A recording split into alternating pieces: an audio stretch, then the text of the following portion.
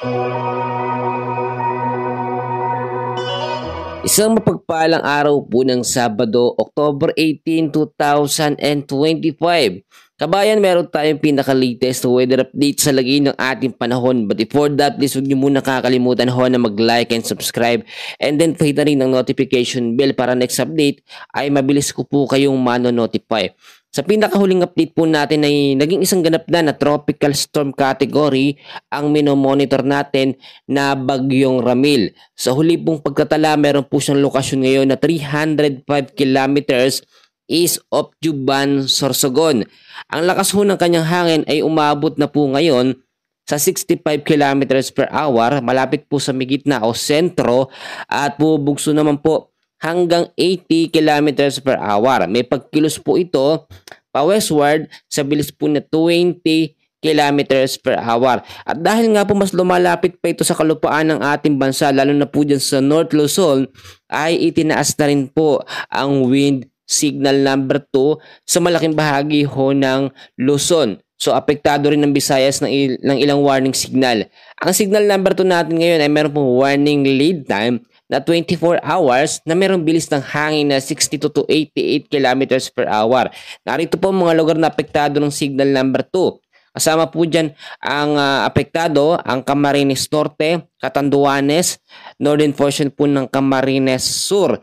Yan po yung mga direct na tinatamaan ngayon ng signal number 2. Ang signal number 1 naman natin ay nananatili pa rin po. Meron itong warning lead time, 36 hours, bilis ng hangin na umaabot sa 39 to 61 kilometers per hour. Ang mga lugar naman na apektado ng signal number 1, kasama po dyan ang Cagayan, Babuyan Islands, Isabela, Quirino, Nueva Vizcaya, Apayao, Abra, Kalinga, Mountain Province, Ifugao, Benguet, Ilocos Norte, Ilocos Sur, La Union, Pangasinan, Aurora, Nueva Ecija, eastern portion po ng Bulacan, at kasama rin dyan mga kaibigan ang eastern portion ng Tarlac. Yung mga lugar ho na yun ay apektado. Kasama rin ang eastern portion po ng Pampanga. Kasama ang northern at eastern portion ng Quezon. Yung mga lugar po na yan kasama ang Polillo Islands, Camarines Norte, the rest po ng Camarines Sur, Albay, Sorsogon, Burias Island at Ticao Island. Ang mga lugar naman po na apektado ng signal number 1, dyan po sa may Visayas area, kasama po ang Northern Samar, northern portion ng Eastern Samar. Pero tulad na akin pong sinasabi mga kaibigan, yung mga apektado po dyan sa Visayas ay posibleng maibaba yung warning signal. Pero pwede po mawala yung warning signal dahil habang lumalapit pa po dyan sa kalupaan po ng Central at North Luzon, ang bagyong Ramil ay papalayo ang kanyang nagiging epekto. So ngayon, tignan naman natin yung mga susunod na mga lugar na madadaanan nito at para mapaghandaan din po ng ating mga kababayan. Mamayang 2:00 po ng hapon na may magkakaroon po siya o dito na po siya pupunta sa coastal water po ng Bira, Catanduanes at mas lalakas po siya sa 75 kilometers per hour, tropical storm category pa rin po. Pagdating naman po bukas, linggo ng madaling araw, 2:00, 120 kilometers is of Infanta, Quezon naman ang kanyang magiging lokasyon. At pagdating naman po by Monday ng 2:00 pa rin po, linggo pa rin po, 2:00 ng hapon, nasa vicinity na po siya ng Dupax del Sur, Nueva Vizcaya. At pagdating po ng Monday, ito na po, 2:00 sa madaling araw, 245 kilometers west of northwest of Bacnotan, La Union. At ito na po, yung magsasabi kung kailan lalabas ng PAR, ito pong bagyong Ramil. Ito po yung lalabas siya 2:00 po ng Lunes ng hapon, 460 kilometers west of Sinait, Ilocos Sur.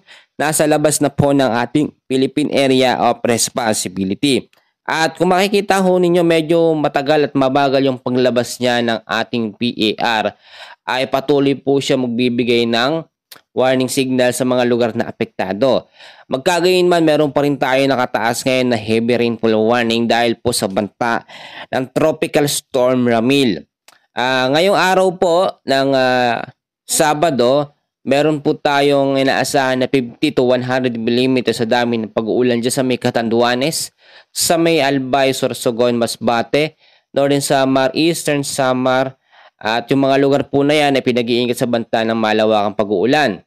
Ngayong gabi naman po din ng Sabado hanggang sa linggo ng Sabado ay meron po tayong 100 to 200 millimeters sa dami ng pag-uulan na aasahan sa may Isabela, sa may Aurora, Quezon, Camarines Norte, Camarines Sur at Catanduanes. 50 to 100 millimeters naman na dami ng pag-uulan ng ating aasahan sa Kalinga, Mountain Province, Ifugao, Benguet, Cagayan, Quirino, Nueva Vizcaya, Nueva Ecija, Bulacan, Metro Manila, Rizal, Laguna, Marinduque, Romblon, Albay, Sorsogon, Masbate, Eastern Samar, Northern Samar.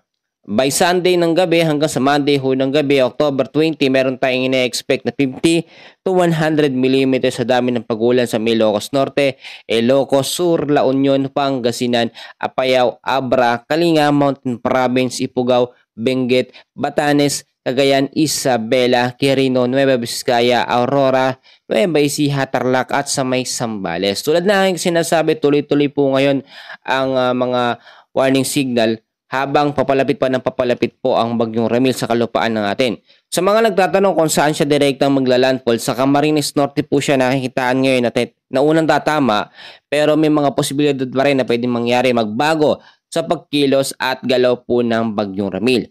So manatili po kayo nakaantabay sa ating update, and please huwag nyo kakalimutan na i-like yung ating video, yung update natin, para next update mabilis ko kayong manonotify. Maraming salamat at God bless po sa inyong lahat.